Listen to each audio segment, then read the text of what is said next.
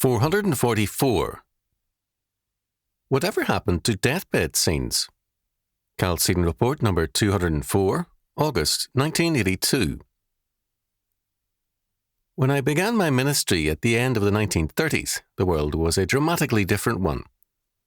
Aspects of that world survived until the late 1950s and then disappeared. One common fact of that and earlier eras, which has since become a rarity, is the deathbed scene. The family coming in to say goodbye or to be blessed, the last words, and then the end. Philippe Ariès, in The Hour of Our Death, 1981, studied the changing attitudes towards death from the earliest Christian times to the present day.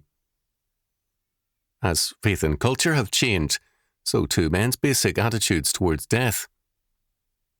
For example, during the Middle Ages, the ideal was a death in bed, surrounded by family and friends.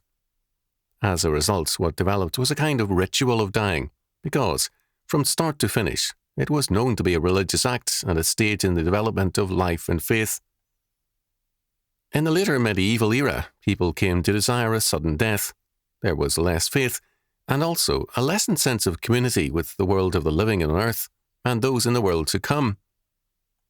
Instead of a rite of passage, there was a desire for an unexpected and sudden passage. After 1500, the deathbed scene, with ups and downs of popularity, was again an important fact, a kind of liturgical act. In fact, in Catholic circles, extreme unction made it so. In Protestant circles, the pastor was a necessary part of the deathbed scene.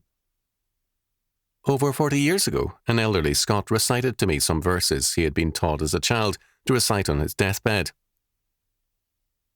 The Romantic movement was greatly attracted to the liturgy of the deathbed because of its potential emotional content, and, in non-Christian circles, the deathbed now gained a new and romantic content.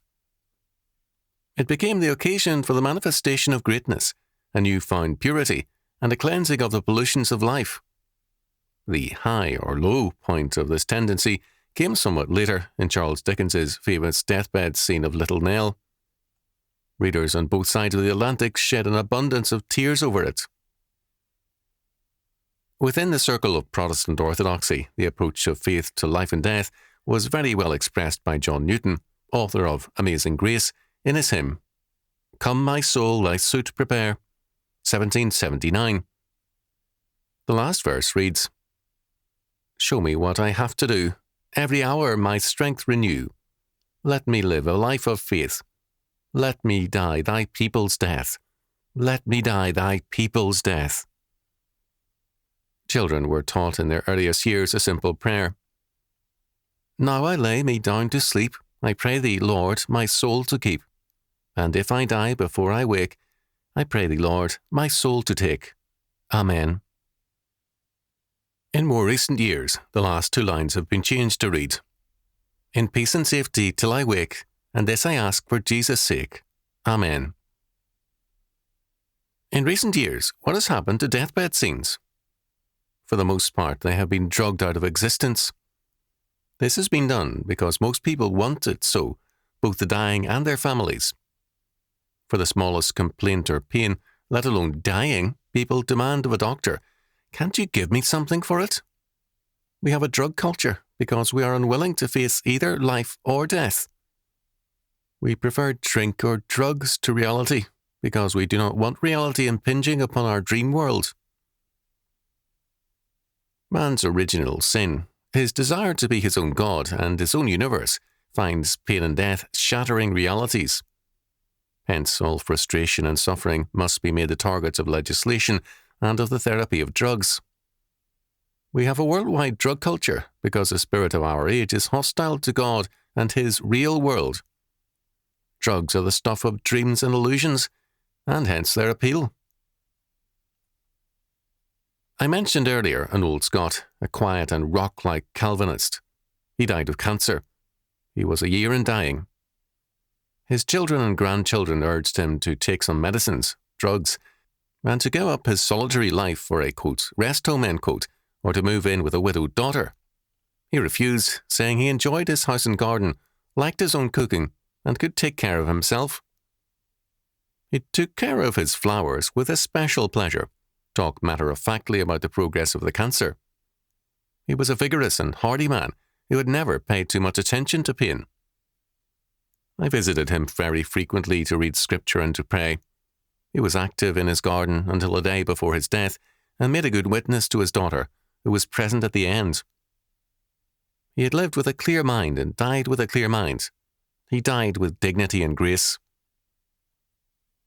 Death has no dignity for us now, because life is for us without dignity, and we fail to see life as a grace. 1 Peter chapter 3, verse 7, and thus cannot end it with grace. We prefer to be drugged, if not by narcotics or liquor, then by entertainment, an unthinking routine, or a life of escapism. What we have, quote, gained, end quote, is one of the horrors of history, the hospital death, with drugs, tubes connected to the feeling body, and strangers called nurses, nurses' aides, and orderlies, going and coming all around us. Death is pushed out of sight, and the deathbed has lost its dignity. Drugs have reduced or eliminated pain, but they have also eliminated feeling and consciousness. Because for the modern age death is a dirty fact, we have sanitized it and made it anonymous. From a time of communion, it has become a time of final loneliness. This should not surprise us. A dying culture in the world of humanism is dying, cannot give dignity to either life or death.